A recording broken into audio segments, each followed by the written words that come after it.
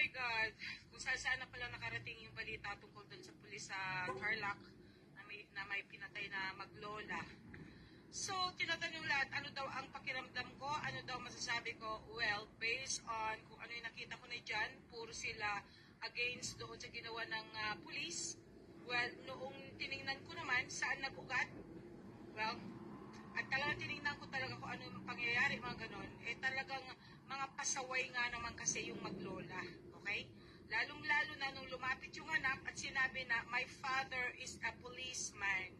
So, meaning to say, mas alam nung bata na dapat igalang ang pulis, okay? At saka isa pa, ang pulis, peace and order, ang kanyang ginagampanang trabaho. First of all, ano bang ginawa nila? Okay? Yung paputok na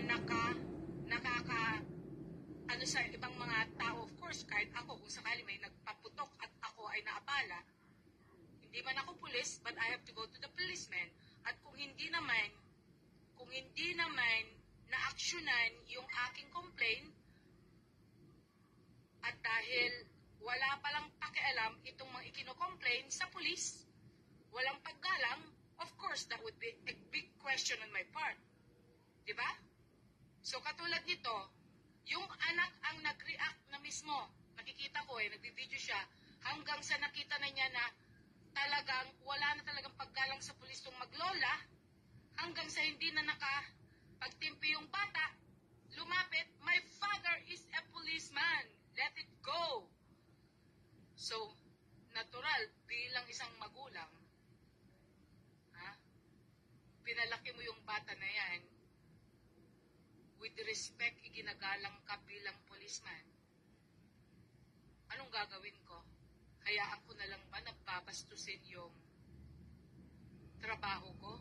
Babastusin yung ginagampanan kong katungkulan bilang pulis? At hahayaan ko na lang na i-manipulate ako itong mga maglolang ito na wala silang pakialam? Well, if I would be that policeman as well, hindi na paling ako'y makulong. Ayaw ko lang na mapahiya at mawalan ng dignidad yung trabaho ko bilang police na nagme-maintain ng peace and order. So, pamamagitan ng ginawa niya, kung yun na lang ang way para mapatahimik to maglola, then he did his thing. That's what I think. Diba? Ano ang dapat niyang gawin? Hayaan